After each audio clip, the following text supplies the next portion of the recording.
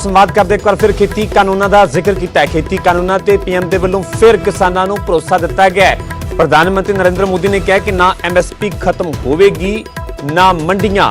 एक बार फिर MSP को लैके वड्डा बयान दिता गया कि ना MSP खत्म होगी ना मंडियां खत्म होणगियां।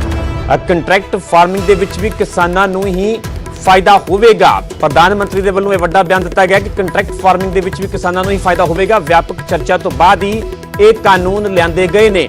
सूबा सरकारां ते खेती माहिरां दे नाल चर्चा की गई है ते लंबे मंथन के बाद लंबी चर्चा के बाद ये खेती कानून लिआंदे गए। उन्होंने कहा कि कानून रातों रात नहीं आ गए, रातों रात नहीं लिआंदे गए। लंबी चर्चा तो बाद ही इन्हां कानूनों को लिआंदा गया, जिस तो बाद ये कानून लागू होए ने। खेती कानूनों ते एक बार फिर प्रधानमंत्री नरेंद्र मोदी के वलों किसानों को भरोसा दिता गया। उन्होंने कहा कि ना MSP खत्म होगी ते ना ही मंडियां। कंट्रैक्ट फार्मिंग दे विच भी किसानों को ही फायदा होगा।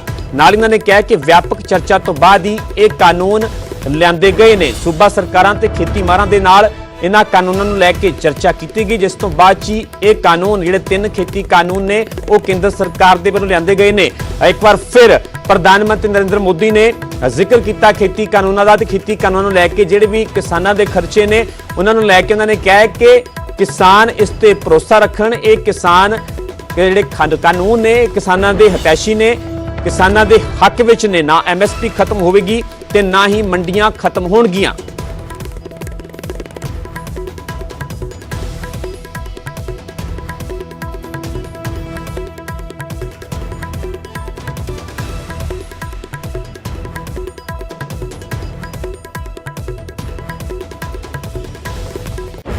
दरअसल मध्य प्रदेश के किसानों के नाल संवाद किया जा रहा है प्रधानमंत्री नरेंद्र मोदी के वलों। इस दौरान ही खेती कानूनों को लैके उन्होंने वलों ये वड्डा बयान दिता गया। विरोधियों ते जिथे उन्होंने निशाना साधा है, कांग्रेस को भी निशाने ते लिया, कांग्रेस के मैनीफेस्टो निशाने ते लिया। प्रधानमंत्री ने यह कहा कि उही विरोधी जिहड़े कि खेती सुधारां की वकालत करते सन, खेती सुधारां का समर्थन करते सन, ते जदों केंद्र सरकार दे वल्लों मोदी सरकार दे वल्लों ये खेती सुधार किए गए, खेती कानून लिआंदे गए, तो हुण उही विरोधी विरोध कर रहे हैं खेती कानूनों का। प्रधानमंत्री ने भी कहा कि किते ना किते उन्होंने इस गल का डर है कि सारा क्रेडिट प्रधानमंत्री मोदी को ना चला जाए। उन्होंने भी कहा कि क्रेडिट चाहे सारे विरोधी ले लैण, पर जिहड़े खेती सुधार ने, ये खेती कानून ने, उन्होंने जरूर मन्निया जाए। सो खेती कानून जिसनों लैके एक लगातार सियासत भी गरमाई हुई है। विरोधियों के वलों केंद्र सरकार को निशाने ते लिया जा रहा है। एक पासे ਸਿੰਘੂ बॉर्डर ते टिकरी बॉर्डर ते किसानों का अंदोलन जारी है। किसान एक खेती कानून रद्द करने की मांग कर रहे हैं, पर केंद्र सरकार के वलों लगातार खेती कानून को लैके अपना तर्क दिता जा रहा है। किसानों को भरोसा दिता जा रहा है कि ना MSP खत्म होगी ना मंडियां खत्म होणगियां, क्योंकि किसानों को यही वड्डा एक डर है कि इन्हां खेती कानूनों के नाल MSP जिहड़ी कि हर साल सरकार के वलों निर्धारित की जाती है, कणक झोने की फसल ते पंजाब ते हरियाणा ते जिहड़ी MSP मिलती है, किसानों का यह कहना है कि इन्हां कानूनों के नाल MSP खत्म हो जाएगी। मंडी सिस्टम जिहड़ियां कि सरकारी मंडियां जिथे कि किसान अपनी फसल वेचते हैं वो मंडियां खत्म हो जाएगियां। एक किसानों का तर्क है, पर सरकार के वलों यह तर्क दिता जा रहा है कि MSP जारी है तो MSP जारी रहेगी। प्रधानमंत्री वलों एक बार फिर किसानों को यह वड्डा भरोसा दिता गया। उन्होंने कहा कि ना ही मंडियां खत्म होणगियां, कंट्रैक्ट फार्मिंग दे विच भी किसानों को फायदा होगा। व्यापक चर्चा तो बाद ही